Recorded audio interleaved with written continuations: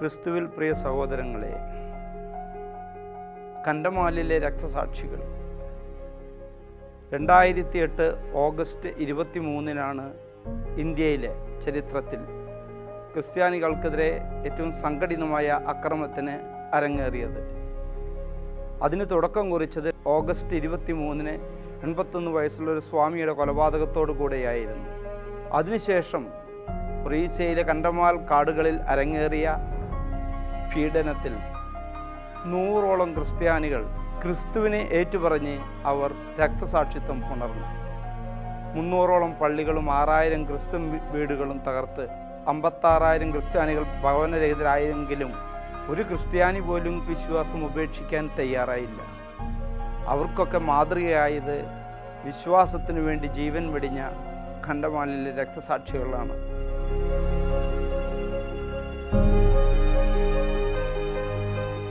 യേശുവിനെ കുരിശിൽ തറച്ച് ദുഃഖവെള്ളിയാഴ്ചയായത് പിന്നീട് പ്രത്യാശയുടെ അടയാളമായ ഉയർപ്പ് ഞായറായതുപോലെ ഇന്ന് കണ്ടമാലിൻ്റെ 12ാം വാർഷികത്തിൽ ഇന്ത്യയിലെ ക്രിസ്ത്യാനികളെ സംബന്ധിച്ച് ഒരു കറുത്ത അധ്യായമല്ല, അഭിമാനിക്കാവുന്ന ഒരു അധ്യായമാണ്. കാരണം കൊടുങ്കാടായി തീരെ വികസനമില്ലാതിരുന്ന കണ്ടമാൽ ജില്ല, കണ്ടമാൽ എന്ന് പറയുന്ന സ്ഥലം ഇന്ന് ലോകത്തിലെല്ലാവർക്കും അറിയപ്പെടുന്നു. ക്രിസ്തീയ വിശ്വാസത്തിൻ്റെ ഒരു ഉത്തമ മാതൃകയാണ് കണ്ടമാലിലെ ക്രിസ്ത്യാനികൾ നമ്മുടെ മുമ്പിൽ വച്ചിരിക്കുന്നത്. 100ഓളം ക്രിസ്ത്യാനികൾ വിശ്വാസത്തിനു വേണ്ടി ജീവൻ വെടിച്ച് ഈ കണ്ടമാലിൽ ഇന്ന് ക്രിസ്ത്യാനികളെ ആക്രമിച്ച പലരും ക്രിസ്തീയ വിശ്വാസം പുണർന്നിരിക്കുകയാണ്. അങ്ങനെ തോമാസ് ലീഗ ക്രിസ്തീയ വിശ്വാസം ഇന്ത്യയിലേക്ക് കൊണ്ടുവന്ന് 2000 വർഷത്തിലേക്ക് നാം നടന്നു നീങ്ങുമ്പോൾ ഇന്ത്യയിലെ ഏറ്റവും വലിയ വിശ്വാസ പ്രകടനം നടന്നിരിക്കുന്നത് ഒറീസയിലെ കണ്ടമാൽ കാടുകളിലാണ്. അതിന് നാം ഓരോരുത്തരും, ഓരോ ക്രിസ്ത്യാനിയും നന്ദി പറയേണ്ടത് കണ്ടമാലിലെ ധീര രക്തസാക്ഷികളോടാണ്.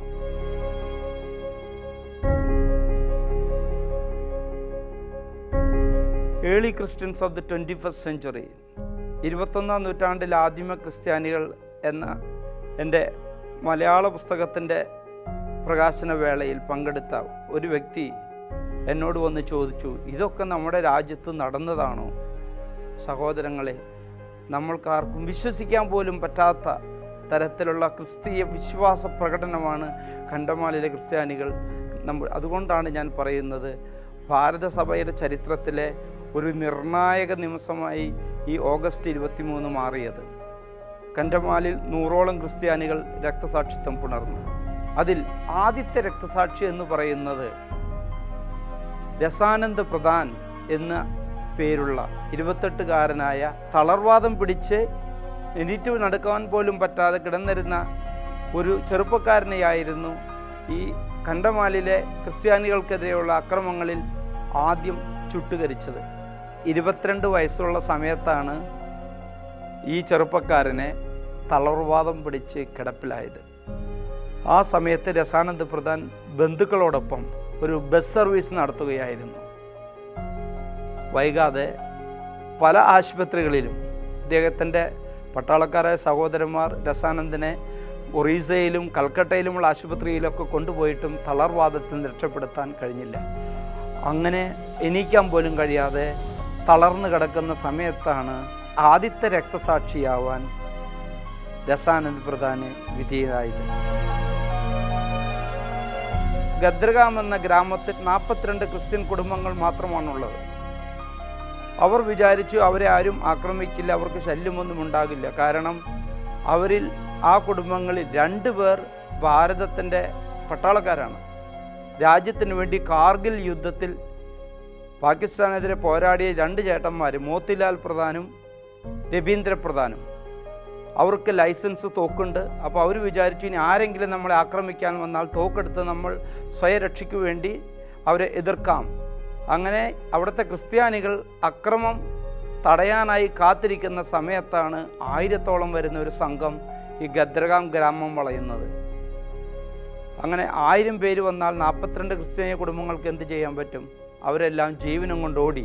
പക്ഷേ ഈ മോത്തിലാൽ പ്രധാനും രവീന്ദ്ര പ്രധാനും ഒരു കാര്യം മറന്നുപോയി. അവരുടെ ഇളയ സഹോദരൻ തളർവാദം പിടിച്ച് കിടന്നിരുന്ന രസാനന്ദ് പ്രധാൻ വീടിനകത്തുണ്ടായിരുന്നെന്ന്. അവർ വീടിന് ചുറ്റും പെട്രോളൊക്കെ ഒഴിച്ച് ആ വീട് കത്തിച്ച് ജ്യേഷ്ഠന്മാർക്ക് ദൂരെ നിന്ന്, രാത്രിയാണ് സംഭവം നടന്നത്, അതുകൊണ്ട് ദൂരെ നിന്ന് കാണാൻ മാത്രമേ പറ്റുകയുള്ളൂ. ഏതാനും ദിവസങ്ങൾ കഴിഞ്ഞ് ഞാൻ ഒറീസയിലെത്തിയപ്പോൾ ഭുവനേശ്വറിലെ ഒരു റെഫ്യൂജി ക്യാമ്പിൽ വെച്ച് രസാനന്ദ് പ്രധാൻ്റെ 3 ജ്യേഷ്ഠന്മാർ ഒന്നിച്ചിരുന്ന് കരയുന്നവരാണ്. കാരണം അനുജൻ കത്തിച്ചാമ്പലായി, അവർക്ക് തിരിച്ചു പോകുവാൻ പറ്റിയില്ല. അവർ ഒരു കണക്കിന് 250ഓളം കിലോമീറ്റർ യാത്ര ചെയ്ത് ഭുവനേശ്വറിലെ ഒരു അഭയാർത്ഥി ക്യാമ്പിൽ, YMCAയുടെ കോമ്പൗണ്ടിലുള്ള അഭയാർത്ഥി ക്യാമ്പിൽ കഴിയുകയായിരുന്നു. അങ്ങനെ അതൊക്കെ കഴിഞ്ഞ് ഒരു 3 വർഷം കഴിഞ്ഞ് അത് എന്നെ വളരെ സ്പർശിച്ചൊരു സംഭവമാണ്. കാരണം 2012 ജനുവരി 1 കണ്ടമാലിനെക്കുറിച്ചുള്ള എൻ്റെ ഗവേഷണത്തിൻ്റെയും അവരെ അനുധാവനം ചെയ്യുന്നതിൻ്റെയും ഭാഗമായിട്ട് കണ്ടമാലിലേക്ക് വീണ്ടും പോകേണ്ടി വന്നു. അത് 2012 ജനുവരി 1 ഞാൻ ഗദ്രഗാം എന്ന ഗ്രാമത്തിലെത്തിയത്. അതിനു മുൻപ് എൻ്റെ ജീവിതത്തിലൊരു വഴിത്തിരിവുണ്ടായി. കാരണം 2011 മെയ്യിൽ എനിക്കൊരു ആക്സിഡൻ്റലായിട്ട് ഒരു കാലിൽ ഫ്രാക്ചർ വന്ന് ഞാൻ ക്രച്ചസായിട്ട് ഇങ്ങനെ അനങ്ങാതിരിക്കുകയായിരുന്നു മാസങ്ങളോളം. 6 മാസമൊക്കെ കഴിഞ്ഞ് ഡോക്ടേഴ്സ് പറഞ്ഞു സർജറി ചെയ്യാത്തത് കൊണ്ട് നിങ്ങൾക്ക് ബുദ്ധിമുട്ടുണ്ടാകും, നടന്നാൽ കാല് നീര് വരും. അങ്ങനെയൊക്കെ ഇരിക്കുന്ന സമയത്ത് പക്ഷേ ഈ കണ്ടമാലിനെക്കുറിച്ചുള്ള അവരുടെ വിശ്വാസ സാക്ഷ്യങ്ങളെക്കുറിച്ചുള്ള ഒരു ആധികാരിക പുസ്തകം ഈ 21-ാം നൂറ്റാണ്ടിൽ ആദിമ ക്രിസ്ത്യാനികൾ പൂർത്തിയാക്കാനായിട്ട് എനിക്ക് വീണ്ടും പോകേണ്ടിയിരുന്നു. ഞാൻ അങ്ങനെ കണ്ടമാലിൽ പോകാനായി ഭുവനേശ്വറിലെത്തി. അവിടെ നമ്മുടെ ഒരു മലയാളി വൈദികൻ ഫാദർ മാത്യു പുതിയടം, കാഞ്ഞിരപ്പള്ളിക്കാരനാണ്, അച്ഛൻ ഒരു വണ്ടിയും കൊണ്ട് എന്നെ വന്ന് ഭുവനേശ്വറിൽ നിന്ന് അവിടെ നിന്ന് വീണ്ടും ഒരു വണ്ടിയിൽ ഞങ്ങൾക്ക് 7 മണിക്കൂറോളം യാത്രയുണ്ട്. അങ്ങനെ ഞാൻ കണ്ടമാലിൽ എത്തുമ്പോഴേക്കും എൻ്റെ കാല് നീര് വന്ന് ഫുട്ബോൾ പോലെ. അപ്പോൾ അച്ഛൻ ചോദിച്ചു എങ്ങനെയാണ് ഇവിടെ നടക്കുന്നതെന്ന്. അപ്പോൾ ഞാൻ പറഞ്ഞു, അച്ഛാ എന്തായാലും നമ്മളൊരു കാര്യം ചെയ്യണം, അതുകൊണ്ട് നടന്നേ പറ്റൂ. അങ്ങനെ വളരെ ബുദ്ധിമുട്ടിയെല്ലാം നടന്ന് ഒരു 5 ദിവസം കണ്ടമാലിൽ പലയിടത്തും പോയി. ജനുവരി 1 നവവർഷ ദിനത്തിൽ ഞാൻ ഈ ഗദ്രഗാം എന്ന് പറയുന്ന ഗ്രാമത്തിൽ, അത് വളരെ വിദൂരത്താണ്, കണ്ടമാലിൻ്റെ ഒരു ഭാഗത്ത് പുറം ഭാഗത്താണത്. ഞാൻ അവിടെ എത്തി. അവിടെ ചെല്ലുമ്പോൾ എന്ന കാഴ്ച അതിശയപ്പെടുത്തുന്നതായി. കാരണം രസാനന്ദ് പ്രധാൻ എന്ന ആ തളർവാദം പിടിച്ച യുവാവിനെ ജീവനോടെ കത്തിച്ച വീടിൻ്റെ ചുമരുകൾ അവിടെ നിൽക്കുന്നുണ്ട്, കത്തിക്കരിഞ്ഞ ആ വീട്ടിനുള്ളിൽ കമ്മ്യൂണിസ്റ്റ് പച്ച വളർന്ന് കാട് പിടിച്ച് ആ ഭിത്തിയിന്മേൽ സ്പീക്കർ വെച്ച്, ലൗഡ് സ്പീക്കർ വെച്ച് ഭക്തിഗാനങ്ങൾ വെച്ച് നവവത്സരം ആഘോഷിക്കുന്ന സീനാണത്. എനിക്ക് വിശ്വസിക്കാൻ പറ്റിയില്ല. അങ്ങനെ അതെല്ലാം കഴിഞ്ഞ് ഞാൻ അവിടെ നിന്ന് രസാനന്ദിനെ ജീവനോടെ കത്തിച്ചാമ്പലാക്കി ആ മുറിക്ക് മുന്നിൽ പ്രാർത്ഥിച്ച് ഞാൻ തിരിച്ച് ഭുവനേശ്വറിലേക്ക് തിരിച്ചുപോയി. അവിടെ ചെല്ലുമ്പോൾ എൻ്റെ കാലിൽ നീരും മാറി, എല്ലാം പോയി. അവിടെ അതിനെക്കുറിച്ചൊന്നും കൂടുതലായിട്ട് ഞാൻ ഇവിടെ പ്രതിപാദിക്കുന്നില്ല. അങ്ങനെ ഈ ഒരു അനുഭവത്തിലൂടെയാണ് രസാനന്ദിനെക്കുറിച്ച് കൂടുതൽ അറിയാൻ എനിക്കിടയായത്. 2018 കണ്ടമാലിൻ്റെ 10ാം വാർഷികത്തിൽ ഞാൻ വീണ്ടും ഈ ഗദ്രഗാം എന്ന് പറഞ്ഞ സ്ഥലത്തേക്ക് ചെന്നു. അവിടെ ചെന്നപ്പോൾ രസാനന്ദ 2ാമത്തെ ജ്യേഷ്ഠൻ രവീന്ദ്ര പ്രധാൻ പറഞ്ഞത് വളരെ എന്നെ അമ്പരപ്പെടുത്തി. അദ്ദേഹം പറയുകയാണ്, ഞങ്ങൾക്കെതിരെ അക്രമം ഉണ്ടായി, പക്ഷേ പിന്നീട് അവർ പലരും ഞങ്ങളോട് മാപ്പ് പറഞ്ഞു. ഇപ്പോൾ എൻ്റെ സഹോദരൻ മരിക്കുമ്പോൾ ഇവിടെ ഒരു പള്ളി ഉണ്ടായിരുന്നുള്ളൂ, ഇപ്പം ഞങ്ങളുടെ ഗ്രാമത്തിൽ 5 പള്ളികളുണ്ട്.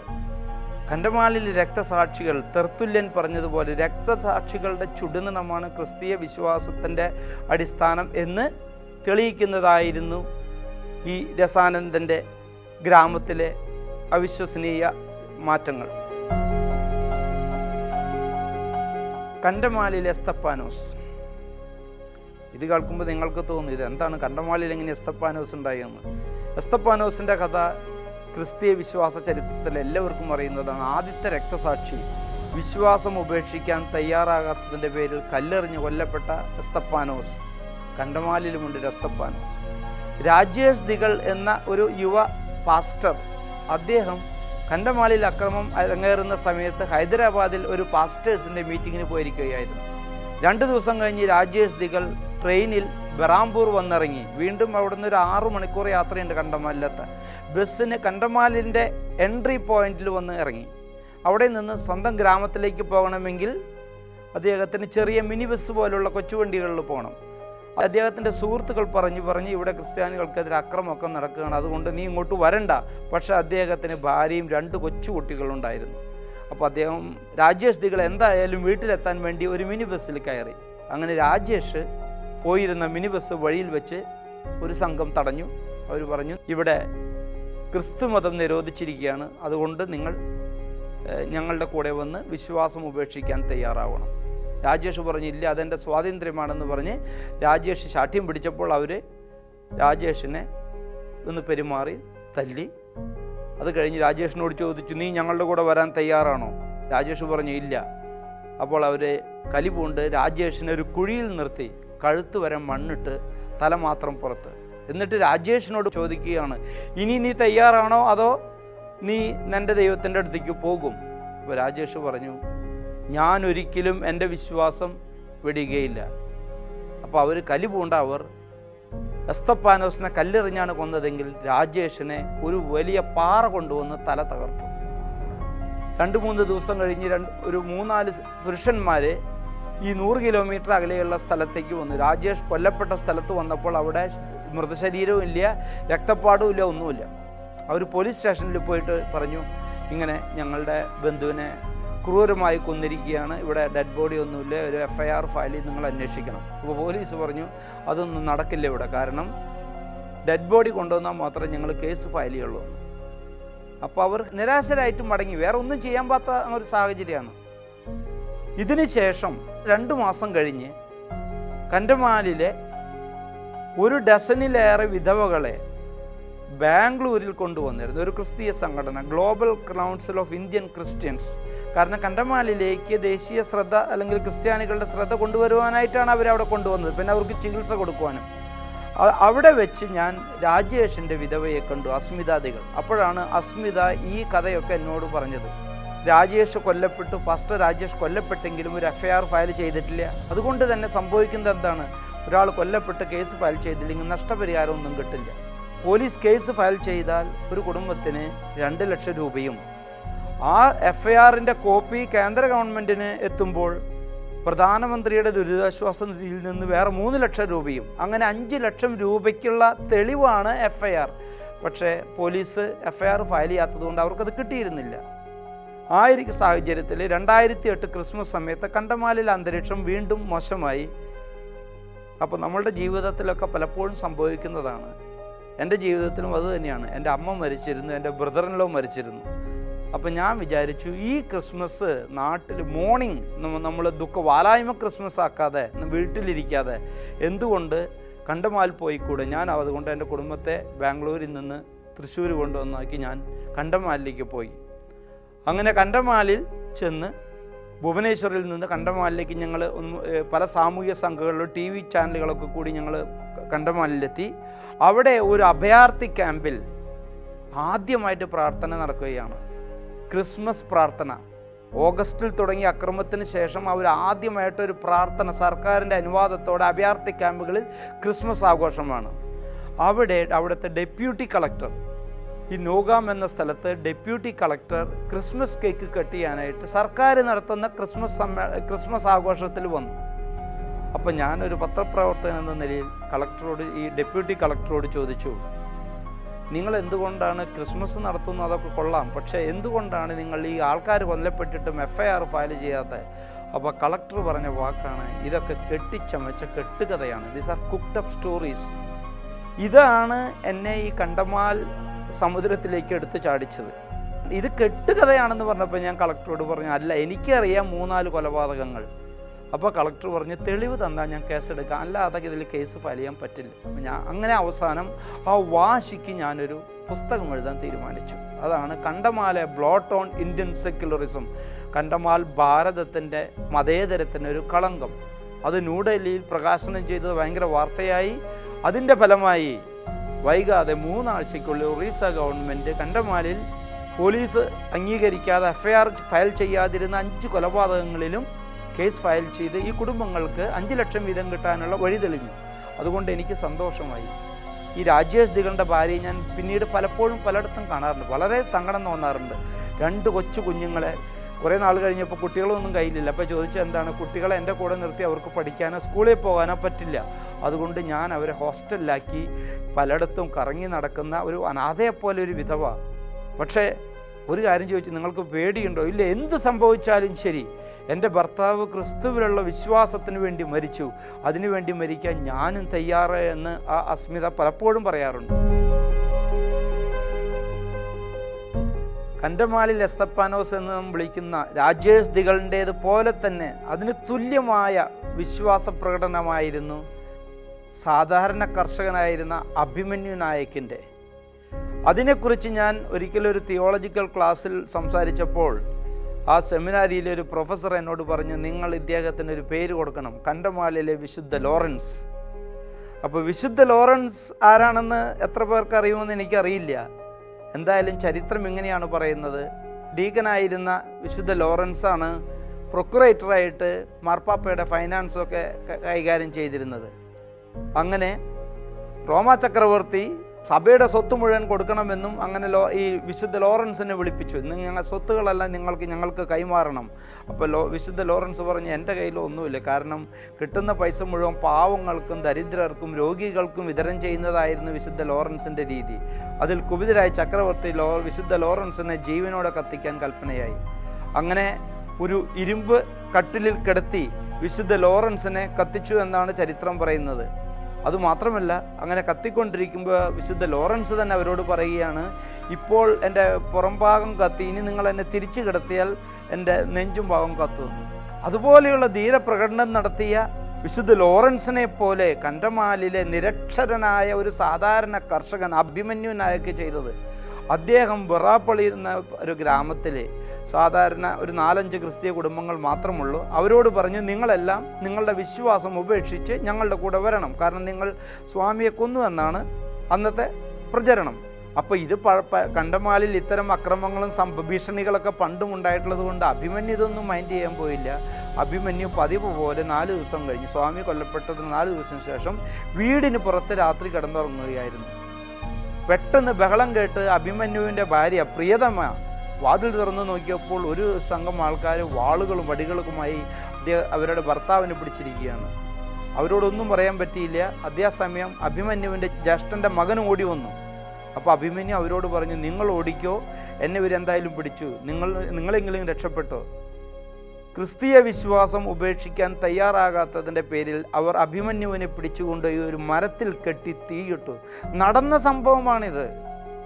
അങ്ങനെ അഭിമന്യുവിനെ തീ പടർന്നു കഴിഞ്ഞപ്പോൾ അവൻ മരിച്ചോളും എന്ന കണക്ക് കൂട്ടി അവർ പതുക്കെ ജയ് വിളിച്ച് അവർ സ്ഥലം വിട്ടു. കുറച്ച് കഴിഞ്ഞപ്പോൾ ഈ കെട്ടുകളൊക്കെ തീ പിടിച്ചപ്പോൾ കെട്ടുകൾ അഴിഞ്ഞ് അഭിമന്യു അവിടെ നിലത്ത് വീണു. അഭിമന്യു അവിടെ കിടന്ന് ഉരുണ്ട് അത് കഴിഞ്ഞ്, സഹോദരനെ നിങ്ങൾ വിശ്വസിക്കില്ല, അപ്പോൾ അഭിമന്യുവിൻ്റെ ഭാര്യയും 4 മക്കളും, മൂത്ത മകൻ ടുക്കന 14 വയസ്സ്, പിന്നെ 3 കൊച്ചു പെൺകുട്ടികളാണ്. ഇവർ പേടിച്ചിരിക്കുകയാണ്, എന്താണ് ചെയ്യുക, ആളെ പിടിച്ചു കൊണ്ടുപോയി ഒരു പിടിയുമില്ല, പാതിരയാണ്. കുറേ കഴിയുമ്പോൾ അവർ കാണുന്നു ദൂരെ നിന്ന് ഒരു അഗ്നികുണ്ഡം വീട്ടിലേക്ക് എഴഞ്ഞു വരുന്നു. അഭിമന്യുവിൻ്റെ മേൽ പ്ലാസ്റ്റിക് ഒക്കെ ഒട്ടിപ്പിടിച്ച് തീ കത്തിക്കൊണ്ട് പതുക്കെ അഭിമന്യു എഴഞ്ഞൊരു മൃഗത്തെ പോലെ എഴഞ്ഞ് വീട്ടിലെത്തി. അവരെല്ലാം ഭാര്യ അടുത്ത വീട്ടുകാരോടൊക്കെ പറഞ്ഞ് അവർ പറഞ്ഞു, ഞങ്ങൾ നിങ്ങളെ സഹായിച്ച ഞങ്ങൾക്ക് അപകടമാണ്. അവസാനം ഏതാനും മണിക്കൂറുകൾ കഴിഞ്ഞ് നേരം വെളുത്ത് ഒരു സഹായം കിട്ടാതെ അവർ കാത്തിരിക്കുന്നതിനിടെ അഭിമന്യു കർത്താവിൽ നിദ്ര പ്രാപിച്ചു. പിന്നീട് നടന്നതെല്ലാം ഇതാണ് പലരും പറയുന്നത് കണ്ടമാലിലെ അവിശ്വസനീയ സാക്ഷ്യങ്ങൾ. കത്തിക്കരിഞ്ഞ മൃതദേഹവുമായി അഭിമന്യുവിൻ്റെ ഭാര്യ 4 ദിവസം അവിടെ കാവലിരിക്കേണ്ട വന്നു. കാരണം പട്ടികൾ വന്ന് ഈ കത്തിക്കരിഞ്ഞ മൃതദേഹം തിന്നാൻ നോക്കുന്നു. പോലീസിനെ പോലും അറിയിച്ചിട്ട് പോലീസ് പോലും അന്വേഷിക്കാൻ വന്നില്ല. അതിനിടയ്ക്ക് അഭിമന്യുവിൻ്റെ മക്കളെ അവിടെ നിന്ന് മാറ്റിയിരുന്നു. 4-ാം ദിവസമാണ് പോലീസ് അവിടെ എത്തി അഭിമന്യുവിൻ്റെ കത്തിക്കരിഞ്ഞ മൃതശരീരം പോസ്റ്റ്മോർട്ടത്തിന് കൊണ്ടുപോയത്. അത് കഴിഞ്ഞ് ഞാൻ അദ്ദേഹത്തിൻ്റെ ഭാര്യയെ പ്രിയതമയെ ഭുവനേശ്വറിൽ വെച്ച് ഏതാനും മാസങ്ങൾ കഴിഞ്ഞ് മദർ തെരേസയുടെ സിസ്റ്റേഴ്സ് നടത്തുന്ന ജൻല എന്ന സ്ഥലത്തെ കുഷ്ഠരോഗ കേന്ദ്രത്തിൽ, കണ്ടമാലിൽ നിന്ന് 300 കിലോമീറ്റർ അകലെയുള്ള ഈ കേന്ദ്രത്തിലാണ് കുറേ അഭയാർത്ഥികളെ പാർപ്പിച്ചിരുന്നത്. അപ്പോൾ അവിടെ വെച്ച് അവരൊക്കെ പറഞ്ഞപ്പോൾ അവരെല്ലാം ഭയചകിതരാണ്, ഒന്നും അവർക്ക് എന്തേ ചെയ്യുന്നില്ല. അപ്പോൾ ഞാൻ ചോദിച്ചു, മകൻ എവിടെയാണ്? ഈ 14 വയസ്സുള്ള മകൻ. അവൻ അവിടെ കണ്ടമാലിൽ തന്നെയുണ്ട്. അവൻ എന്താണ് ചെയ്തിരുന്നത്? 14 വയസ്സുള്ള ടുക്കന എന്ന് പറയുന്ന അഭിമന്യുവിൻ്റെ മകനാണ് അപ്പനെ കൊന്നതിൻ്റെ അതിനുള്ള കേസ് ഫയൽ ചെയ്ത് സർക്കാർ ഓഫീസുകൾ കയറി ഇറങ്ങി FIR ഫയൽ ചെയ്ത് തഹസിൽദാർ ഓഫീസിൽ പോയി 2 ലക്ഷം നഷ്ടപരിഹാരം കിട്ടുന്നതിനുള്ള പേപ്പർ വർക്ക് ചെയ്യണം. അങ്ങനെ അവസാനം ഈ ടുക്കന ഈ സർക്കാർ ഓഫീസിൽ പോയി ചെക്ക് വാങ്ങിക്കാൻ നിൽക്കുമ്പോൾ അഭിമന്യുവിനെ ജീവനോടെ കത്തിച്ചവർ തന്നെ അവനോട് വന്ന് ചോദിക്കുകയാണ്, മോനെ, നിനക്ക് നിൻ്റെ അപ്പൻ്റെ ഗതി വേണോ അതോ നീ ഇവിടേക്ക് സമാധാനമായിട്ട് ജീവിക്കണോ? അപ്പോൾ ടുക്കുന യാതൊരു ഭയം കൂടാതെ അവരോട് പറഞ്ഞതാണ്, ഞാൻ നിങ്ങളിൽ ചേരാം, പക്ഷെ ഒരു കണ്ടീഷൻ. എന്താണ്? നിങ്ങൾ എൻ്റെ അപ്പനെ ജീവനോടെ കത്തിച്ചു. എൻ്റെ അപ്പനെ നിങ്ങൾ എൻ്റെ മുമ്പിൽ കൊടുന്ന് നിർത്തിയാൽ ഞാൻ നിങ്ങളുടെ കൂടെ ചേരാം. അത് നിങ്ങൾക്ക് പറ്റുമോ? ഇത് കേട്ട് അവർ സ്തംഭിച്ചു പോയി എന്നാണ് പറയുന്നത്. അപ്പം ആ വിശ്വാസത്തിൻ്റെ ശക്തിയാണ് ആ ടുക്കനയുടെ വിശ്വാസ സാക്ഷ്യം.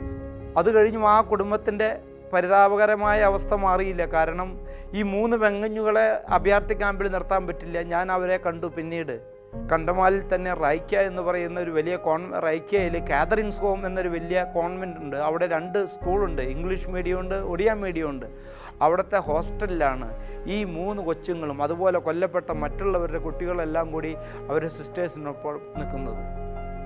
ഒരു ഭാഗത്ത് സഹനം, മറുഭാഗത്ത് അവർ വിശ്വാസത്തിൽ ഉറച്ചു നിന്നു. കണ്ടമാലിൽ അങ്ങനെ രക്തസാക്ഷിത്വം വരിച്ച മറ്റൊരു വ്യക്തിയിലേക്കാണ് നമ്മൾ പോകുന്നത്. അതൊരു വൈദികനാണ്. കട്ടക് ഭുവനേശ്വർ അതിരൂപതയുടെ പ്രൊക്കുറേറ്ററായിരുന്ന ഫാദർ ബെർണാഡ് ദിഗൾ. അദ്ദേഹവും ഒരു രക്തസാക്ഷിയായി എന്ന് പറഞ്ഞാൽ ഒരു പക്ഷേ നിങ്ങൾക്ക് വിശ്വസിക്കാൻ പറ്റില്ല. കാരണം ഭുവനേശ്വറിൽ അതിരൂപത കേന്ദ്രത്തിൽ ജോലി ചെയ്തിരുന്ന ആ വൈദികൻ എങ്ങനെയാണ് രക്തസാക്ഷിയായത്? അദ്ദേഹത്തിന് സംഭവിച്ചതാണ്, ബെർണാഡ് അച്ഛൻ പ്രൊക്കുറേറ്റർ ആയതുകൊണ്ട് കണ്ടമാലിൽ അവിടെ ചില പള്ളികളുടെ പണി നടന്നിരുന്നു. അതിൻ്റെ സൂപ്പർവിഷൻ നടത്തി അവർക്ക് പൈസയൊക്കെ എത്തിക്കാനായി അച്ഛൻ ഓഗസ്റ്റ് 23 ഭുവനേശ്വറിൽ നിന്നിറങ്ങി വൈകുന്നേരം ശങ്കരക്കോൾ എന്ന സ്ഥലത്തെത്തി. അവിടുത്തെ വികാരി അച്ഛൻ, നമ്മുടെ മലയാളിയായ ഫാദർ അലക്സാണ്ടർ ചരളക്കുന്നേൽ അച്ഛൻ, അറിയപ്പെടുന്നത് ഫാദർ ചാണ്ടിയച്ഛൻ എന്നാണ്. വളരെ പോപ്പുലറായിട്ട് കണ്ടമാലിൽ വളരെ പോപ്പുലറായിരുന്ന ചാണ്ടിയച്ഛനാണ്. 50 കൊല്ലം അച്ഛൻ അവിടെ സേവനം ചെയ്തു. ചാണ്ടിയച്ഛൻ്റെ കൂടെ ബെർണാഡ് അച്ഛൻ വൈകുന്നേരം അവിടെ എത്തി. ഭക്ഷണം കഴിക്കുന്ന സമയത്താണ് വാർത്ത വരുന്നത്, സ്വാമി വെടിയേറ്റു മരിച്ചു. അപ്പോൾ അവർക്കറിയാം ഇനി കണ്ടമാലിൻ്റെ സ്ഥിതി ഭീകരമായിരിക്കും. അതുകൊണ്ട് ബെർണാഡ് അച്ഛൻ ചാണ്ടിയച്ഛൻ്റെ കൂടെ നിന്നു. കാരണം നമ്മുടെ ചാണ്ടിയച്ഛന് അന്ന് ഏകദേശം 72 വയസ്സുണ്ട്. ചാണ്ടിയച്ഛന് കാലിൽ മന്തുണ്ട്, ഉയരം കുറഞ്ഞ വ്യക്തിയാണ്, നല്ല തടിയുണ്ട്, അച്ഛന് നടക്കാനൊക്കെ ബുദ്ധിമുട്ടാണ്. അപ്പോൾ ബെർണാഡ് അച്ഛൻ അവിടെ നിന്നു. അച്ഛന് വണ്ടിയും ഡ്രൈവറൊക്കെ ഉണ്ട്. അങ്ങനെ അവരും അവിടെ നിന്നു. പിറ്റേ ദിവസം സ്വാമിയുടെ മൃതശരീര യാത്ര കൊണ്ടു നടക്കുന്നുണ്ട്, വിലാപയാത്രയായിട്ട് കൊണ്ടു നടക്കുന്നുണ്ട്. അത് അതിൽ വരും. അപ്പോൾ അവിടുത്തെ കത്തോലിക്ക യുവാക്കൾ അവരുടെ ഇടയിൽ പോയി ചേർന്ന് ഒരു കാര്യം മണത്തറിഞ്ഞു.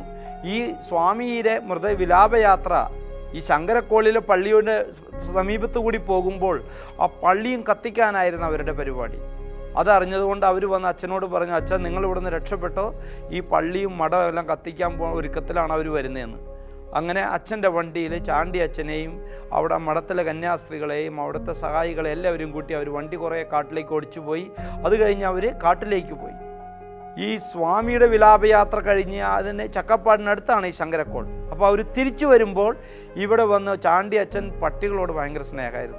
ചാണ്ടി അച്ഛൻ്റെ 2 അൽസേഷൻ നായകളെ അവർ വെട്ടിക്കൊന്നു. അച്ഛൻ്റെ പള്ളി തകർത്ത് തരിപ്പണാക്കി. അത് കഴിഞ്ഞ് അച്ഛൻ ജീപ്പിൽ പോയി എന്ന് പറഞ്ഞപ്പോൾ അവർ ആ ഏകദേശം റൂട്ടൊക്കെ അവർക്ക് അറിയാം. അതുകൊണ്ട് അവർ തപ്പി നടന്ന് ആ വണ്ടിയും കത്തിച്ച് കളഞ്ഞു. അവിടെയുള്ള എല്ലാ സാധനവും കത്തിച്ചു. അപ്പോൾ പിറ്റേ ദിവസം രാവിലെ ഈ ചാണ്ടി അച്ഛനും സിസ്റ്റേഴ്സ് എല്ലാം കൂടി തിരിച്ചിവിടെ വന്നപ്പോൾ അവരൊന്നും ഭക്ഷണം കഴിച്ചിട്ടില്ല, അവിടെ ഒന്നുമില്ല.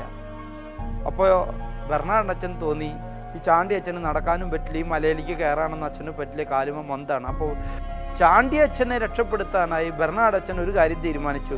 എവിടെന്നെങ്കിലും ഒരു ബൈക്ക്, ഒരു മോട്ടോർ സൈക്കിൾ കിട്ടുകയാണെങ്കിൽ അച്ഛനെ അതിലിരുത്തി, ഇത് കണ്ടമാലിൻ്റെ ബോർഡർ ഏരിയയാണ്, അപ്പോൾ കണ്ടമാൽ ജില്ലയ്ക്ക് പുറത്ത് കടത്തിയാൽ ചാണ്ടി അച്ഛൻ സുരക്ഷിതാവും. ആ ധൈര്യത്തിൽ 46 വയസ്സുള്ള ഫാദർ ബെർണാഡ് ഒരു ബൈക്ക് അന്വേഷിച്ച് ഡ്രൈവറെയും ഒരു പയ്യനെയും കൂട്ടി അവർ അടുത്തടുത്തുള്ള ക്രിസ്ത്യൻ ഗ്രാമങ്ങളിലൊക്കെ ചെല്ലുന്നിടത്തെല്ലാം ക്രിസ്ത്യൻ വീടുകൾ കത്തിച്ചാമ്പലായി, ഒരു ക്രിസ്ത്യാനി ഇല്ല, ആരെയും കാണാനില്ല, ബൈക്ക് ഒരിടത്തും കിട്ടാനില്ല. അങ്ങനെ അവസാനം അവർ തളർന്ന് കത്തിച്ചൊരു പള്ളിയിൽ മേൽക്കൂരയൊന്നുമില്ല, അത് കത്തിപ്പോയിരിക്കുകയാണ്. അപ്പോൾ ഇനി ആരും വരില്ല എന്ന ധൈര്യത്തിൽ അവരവിടെ ഉറങ്ങാൻ കിടന്നു. ഒന്നുറങ്ങിക്കഴിഞ്ഞപ്പോൾ ഒരു സംഘം അവരെ വളഞ്ഞു. അച്ഛൻ്റെ കൂടെയുണ്ടായിരുന്ന ഡ്രൈവറും ചെറുപ്പക്കാരനും ഓടി രക്ഷപ്പെട്ടു. ബെർണാഡ് അച്ഛനെ അവർ ഓടിച്ചിട്ട് പിടിച്ച് തല്ലി ചതച്ച് അച്ഛൻ്റെ എല്ലുകൾ, കൈയും കാലും എല്ലാം തല്ലി ഒടിച്ച് അച്ഛനെ പൂർണ്ണ നഗ്നനായിട്ട് കാട്ടിൽ അവർ ഉപേക്ഷിച്ചു. അപ്പോൾ അവർ വിചാരിച്ചു അച്ഛൻ മരിച്ചു കൊള്ളുന്നു. പിന്നീട് അച്ഛനെ ബോംബെയിലെത്തിയിട്ട് അച്ഛൻ എന്നോട് പറഞ്ഞൊരു വാചകമുണ്ട്. അച്ഛൻ ബോംബെയിലെ ഹോളി സ്പിരിറ്റ് ഹോസ്പിറ്റൽ, ഭുവനേശ്വറിലൊക്കെ പോലീസ് എത്തിച്ച ഫ്ലൈറ്റിന് ബോംബെ ഹോളി സ്പിരിറ്റ് ഹോസ്പിറ്റലിൽ ട്രീറ്റ്മെൻറ്റ് നടക്കുമ്പോൾ അച്ഛൻ പറയാണ്, ഇംഗ്ലീഷിൽ പറഞ്ഞ വാചകം ഏതാണ്, I thought I will never get A funeral. എനിക്കൊരു മൃതസംസ്കാരം കിട്ടുമെന്ന് ഞാനൊന്ന് പ്രതീക്ഷിച്ചില്ല. കാരണം പൂർണ്ണ നഗ്നനായിട്ട് കിടക്കുന്ന ഒരു വ്യക്തി ചോര ഒലിച്ച് കിടക്കുമ്പോൾ കാട്ടിൽ എന്താ സംഭവിക്കുക? വന്യമൃഗങ്ങളുടെ സ്ഥലമാണ് കണ്ടമാൽ കാടുകൾ. അവ വന്ന് എന്തെങ്കിലും എന്നെ തിന്ന് ഞാൻ അവസാനം എനിക്കൊരു ഫ്യൂണറൽ പോലും കിട്ടില്ലല്ലോ എന്നായിരുന്നു ബെർണാഡ് അന്ന് അവിടെ കിടന്ന് ഓർത്ത് കരഞ്ഞു. പിന്നെ അച്ഛൻ വേറൊരു കാര്യം കൂടിയും പറഞ്ഞു, ദാഹിച്ചിട്ട് എനിക്ക് എണീക്കാൻ പോലും വയ്യ, അവസാനം ഞാൻ എൻ്റെ കൈ കൊണ്ട് എൻ്റെ മൂത്രം കയ്യിലെടുത്ത് ഞാൻ കുടിച്ചു എന്നാണ് ബെർണാഡ് എന്നോട് പറഞ്ഞത്. അങ്ങനെ ബെർണാഡ് തൽക്കാലം രക്ഷപ്പെട്ടു. പക്ഷേ അച്ഛന് വലിയൊരു ബ്രെയിൻ ക്ലോട്ട് ഉണ്ടായിരുന്നു. 2 മാസത്തിന് ശേഷം ആ ബ്രെയിൻ ക്ലോട്ട് കോംപ്ലിക്കേഷനായി. ബെർണാഡ് അതിനിടയ്ക്ക് അവിടുത്തെ VG ആയിരുന്ന അൽഫോൻസ് ബൊലിയാർ സിംഗ് എന്ന് പറയുന്ന അച്ഛന് ബൈപ്പാസ് സർജറി മദ്രാസിൽ ഹോസ്പിറ്റലിൽ നടന്നപ്പോൾ ഡോക്ടർമാരുടെ അനുവാദത്തോടെയാണ് അച്ഛൻ ചെന്നൈയിലേക്ക് പോയത്. പക്ഷെ അവിടെ വെച്ച് അദ്ദേഹത്തിൻ്റെ ബ്രെയിൻ ക്ലോട്ട് കോംപ്ലിക്കേറ്റഡായി ബെർണാഡ് മരിച്ചു. അപ്പോൾ ബെർണാഡ് മരിച്ചപ്പോൾ സംഭവിച്ചത് എന്താണ്? കണ്ടമാലിലേക്ക് ആ ബോഡി കൊണ്ടുപോകാൻ പറ്റില്ല. അങ്ങനെ ബെർണാഡ് ഫ്യൂണറൽ ഭുവനേശ്വറിൽ വളരെ വേദനാജനകമാണ്, കാണുന്ന നമുക്കെല്ലാം സങ്കടം തോന്നും. പക്ഷേ കണ്ടമാലിൻ്റെ മകൻ അവിടെ ടിയാങ്കിയ എന്ന് പറയുന്ന ഇടവകയിലെ നാട്ടുകാരനായ അച്ഛൻ്റെ ഇടവകയിൽ 2 ഡീക്കന്മാരുടെ ഓർഡിനേഷൻ ആ ഏപ്രിൽ മാസത്തിൽ നടക്കേണ്ടതായിരുന്നു. അപ്പോൾ അതിനൊരുക്കമായി പള്ളിയുടെ പണി തീർക്കാനാണ് അച്ഛൻ പോയത്. അതൊന്നും നടന്നില്ല. ബെർണാഡ് അങ്ങനെ രക്തസാക്ഷിയായി 2 മാസത്തിന് ശേഷം. ഇനി ഓർക്കുക, ചാണ്ടിയച്ഛൻ ഒരുപക്ഷെ ബെർണാഡ് അന്ന് ചാണ്ടിയച്ഛൻ്റെ കൂടെ നിന്നിരുന്നില്ലെങ്കിൽ ചാണ്ടിയച്ഛൻ അവിടെ നിന്ന് ഒരിക്കലും രക്ഷപ്പെടുമില്ലായിരുന്നില്ല. അതുകൊണ്ട് തന്നെ ബെർണാഡ് രക്തസാക്ഷിയായി മാത്രമല്ല, അവിടുന്ന് രക്ഷപ്പെട്ട ചാണ്ടിയച്ഛൻ പിന്നീട് ഞാൻ ബാംഗ്ലൂരിൽ വെച്ച് കണ്ടു. അത് കഴിഞ്ഞ് അച്ഛൻ മാസങ്ങളും കഴിഞ്ഞ് കണ്ടമാലിൽ തിരിച്ചുപോയി. തകർത്ത പള്ളിക്ക് പകരം അച്ഛൻ മനോഹരമായൊരു പള്ളി അവിടെ തന്നെ പണിതു. അത് കഴിഞ്ഞ് അച്ഛൻ 79-ാം വയസ്സിൽ കണ്ടമാലിൽ നിന്ന് റിട്ടയർ ചെയ്ത് നാട്ടിലേക്ക് വന്നു. അദ്ദേഹത്തിൻ്റെ ബന്ധുക്കൾ പാലക്കാട് രൂപതയിലെ യക്കര എന്ന ഇടവകയിലായിരുന്നു. അവിടെ വെച്ച് 2017 ജൂലൈ 9 കണ്ടമാലിൽ വളരെ എല്ലാവർക്കും പ്രിയങ്കരനായിരുന്ന മലയാളിയായ ചാണ്ടിയച്ഛൻ ദിവംഗതനായി. വളരെ ഹൃദയസ്പർശിയായ ഒരു ഫ്യൂണറലാണ് പാലക്കാട് രൂപത കൊടുത്തത്. പാലക്കാട് ബിഷപ്പ് മാർ ജേക്കബ് മാനാത്തോടത്ത് തന്നെ ചാണ്ടിയച്ഛൻ്റെ മൃതസംസ്കാരത്തിന് നേതൃത്വം കൊടുക്കുകയും അതിനുശേഷം പാലക്കാട് രൂപതയിലെ വൈദികർക്ക് മാത്രമുള്ള മലമ്പുഴയിലെ സിമിത്തേരിയിലാണ് ചാണ്ടിയച്ഛനെ സംസ്കരിച്ചിരിക്കുന്നത്. കണ്ടമാലിലെ രക്തസാക്ഷികളെപ്പോലെ തന്നെ ജീവിക്കുന്ന രക്തസാക്ഷികൾ ആയിരങ്ങളാണ്. 31 തവണ ഞാൻ ഈ കഴിഞ്ഞ 12 വർഷത്തിൽ കണ്ടമാലിൽ പോയിട്ടുണ്ട്. ഓരോ തവണ പോകുമ്പോഴും പുതിയ മുഖങ്ങൾ, അവരുടെ വിശ്വാസ സാക്ഷ്യങ്ങൾ എന്നെ അമ്പരപ്പെടുത്തുന്നു. അതുകൊണ്ട് തന്നെയാണ് ഞാൻ തുടർച്ചയായി ഈ ധീര ക്രിസ്ത്യാനികളെ അനുധാവനം ചെയ്യുന്നത് ഒരു ഹോബിയായി എടുത്തിരിക്കുന്നത്. വീടുകളില്ലാതെ ആദ്യം അവർ കാടിലേക്ക് അഭയം തേടി, പിന്നീട് അഭയാർത്ഥി ക്യാമ്പുകളിൽ കഴിഞ്ഞു, പിന്നീട് ചേരികളിൽ മാസങ്ങളും വർഷങ്ങളും കഴിഞ്ഞിട്ടും വിശ്വാസം തീപ്പന്തം പോലെ ഉയർത്തിപ്പിടിക്കുന്ന ഒരു ജനതയാണ് കണ്ടമാലിലെ ക്രിസ്ത്യാനികൾ. അതുകൊണ്ടാണ് ഞാൻ അവരെ പറയുന്ന 21-ാം നൂറ്റാണ്ടിലെ ആദിമ ക്രിസ്ത്യാനികൾ. 27 വർഷം കണ്ടമാൽ ഉൾപ്പെടുന്ന കട്ടക് ഭുവനേശ്വർ അതിരൂപതയുടെ അധ്യക്ഷനായിരുന്ന തൃശ്ശൂർ സ്വദേശിയായ ആർച്ച് ബിഷപ്പ് റാഫേൽ ചീനാഥ്, SVD സഭക്കാരൻ, ദൈവവചന സഭക്കാരനായ ഈ മിഷണറി ആർച്ച് ബിഷപ്പ് ഒരിക്കൽ എന്നോട് പറഞ്ഞ സംഭവം ഞാൻ ഓർക്കുകയാണ്. കണ്ടമാലിലെ ചില ക്രിസ്ത്യൻ നേതാക്കൾ ആർച്ച് ബിഷപ്പിനെ വിളിച്ചിട്ട് പറഞ്ഞു, ഏകദേശം 300 കിലോമീറ്റർ ഉണ്ട് കണ്ടമാലിൽ നിന്ന് ഭുവനേശ്വറിലേക്ക് എത്താൻ, ബിഷപ്സ് ഹൗസിലേക്ക് എത്താൻ. അവർ വിളിച്ചിട്ട് പറഞ്ഞു, ഞങ്ങൾക്ക് പിതാവിനെ ഒന്ന് കാണണം. അപ്പോൾ പിതാവ് വിചാരിച്ചു ഇവരെന്തെങ്കിലും ഡിമാൻഡ്, കാശോ എന്തെങ്കിലും ഫണ്ടോ പ്രോജക്റ്റൊക്കെ ശരിയാക്കാനായിരിക്കും വരുന്നത് എന്ന് പറഞ്ഞു. അവർ വന്നു കഴിഞ്ഞിട്ട് പറയാണ്, ഒറ്റ ഡിമാൻഡുള്ളവർക്ക്, പിതാവേ, ഞങ്ങളുടെ ഈ വിശ്വാസത്തിന് വേണ്ടി ജീവൻ മെടിഞ്ഞവരെ എങ്ങനെയെങ്കിലും രക്തസാക്ഷികളായിട്ട് പ്രഖ്യാപിക്കണം. പിതാവ് പോലും കോരിത്തരിച്ചു പോയി. എല്ലാം നഷ്ടപ്പെട്ട് വീടില്ലാതെ കാട്ടിൽ അലഞ്ഞു തിരിഞ്ഞ അഭയാർത്ഥി ക്യാമ്പുകളിലും ചേരികളിലും എല്ലാം കഷ്ടപ്പെടുന്ന മനുഷ്യർക്ക് ഒരു അപേക്ഷയുള്ളൂ, ഞങ്ങൾക്ക് കാശൊന്നും വേണ്ട, ഞങ്ങൾക്കൊന്നേ വേണ്ടൂ, ജീവൻ വെടിഞ്ഞ് ഞങ്ങളുടെ സഹോദരങ്ങളെ സഭ രക്തസാക്ഷികളായി പ്രഖ്യാപിക്കണമെന്ന്. ഒരുപാട് വ്യക്തികൾ, എൻ്റെ പുസ്തകത്തിലൊന്നും എനിക്ക് ഉൾക്കൊള്ളിക്കാൻ പറ്റില്ല, കാരണം ഒരു 200-300 പേരെ ഞാൻ കണ്ട് അവരുടെ ചരിത്രങ്ങളൊക്കെ എഴുതി വെച്ച് കാണും. ആയിരങ്ങളാണ്, 56,000 ക്രിസ്ത്യാനികളാണ് ഭവനരഹിതരായിട്ട് മാറിയിരുന്നത്. അവർക്ക് ഓരോരുത്തർക്കും ഒരു വിശ്വാസത്തിൻ്റെ കഥയുണ്ട്. ഗോണ്ടാദികൾ, അദ്ദേഹത്തിൻ്റെ ശരീരം കണ്ടാൽ നിങ്ങൾ ഞെട്ടിപ്പോകും. ജീവിക്കുന്ന രക്തസാക്ഷി എന്താണെന്ന് ഈ ചിത്രങ്ങൾ കാണുമ്പോൾ നിങ്ങൾക്ക് മനസ്സാവും. കഴുത്തിലും തോളത്തും കാലിലുമെല്ലാം നീണ്ട വാൾപ്പാടുകളാണ്. വെട്ടി നുറുക്കി മരണത്തിൽ നിന്ന് ഭാഗ്യം കൊണ്ട് രക്ഷപ്പെട്ട ഈ ഗോണ്ടാദികൾ കണ്ടമാലിൽ ധീരനായിട്ട് ജീവിക്കുന്നു. ഒന്നല്ല സഹോദരങ്ങൾ, ആയിരങ്ങളാണ്. കണ്ടമാലിൻ്റെ 10ാം വാർഷികത്തിൽ 2018 ഫുൽബാനിയിൽ ഒരു വലിയ സമ്മേളനം നടന്നപ്പോൾ ഞാനും അവിടെ ഉണ്ടായിരുന്നു. ഞാനും അത് അഭിസംബോധന ചെയ്തിരുന്നു. അവിടെ തടിച്ചുകൂടിയ ക്രിസ്ത്യാനികളുടെ മുഖത്ത് വിശ്വാസവും ധൈര്യവും ഏത് ക്രിസ്ത്യാനിയെയും വെല്ലുവിളിക്കുന്നതാണ്. കൊറോണ എന്ന് പറഞ്ഞ് നമ്മളിപ്പോൾ എല്ലാവരും പേടിച്ച് പമ്പരാപ്പിലാണ്. എന്താ ചെയ്യേണ്ടതെന്നൊരു പിടിയില്ല. ജോലി പോയി, സാമ്പത്തിക നഷ്ടം വന്നു, കൃഷി നഷ്ടപ്പെട്ടു, ബിസിനസ്സില്ല, തകർന്നു എന്നാം. നമ്മുടെ നഷ്ടങ്ങൾ, ഈ കൊച്ചു നഷ്ടങ്ങളൊക്കെ ഒന്ന് മറന്ന് കണ്ടമാലിൽ ക്രിസ്ത്യാനികളെക്കുറിച്ച് നോക്കുക. സ്വന്തം സഹോദരനും അമ്മയും ജ്യേഷ്ഠനും അപ്പനും എല്ലാം കൊല്ലപ്പെട്ട് വീട് തകർത്ത് 12 ട്രക്ക് ഉണ്ടായിരുന്നിട്ട് ഒരു ട്രക്ക് പോലും ഇല്ലാതെ എല്ലാം കത്തിച്ചാമ്പലായിട്ട് വാടകയ്ക്ക് ദരിദ്രനെ പോലെ ജീവിക്കുന്ന ക്രിസ്ത്യാനിയെക്കുറിച്ച് നമ്മൾ ആലോചിച്ച് നോക്കി. വിശ്വാസത്തിന് വേണ്ടി എന്തും പരിത്യജിക്കുന്നവനാണ് രക്തസാക്ഷികൾ.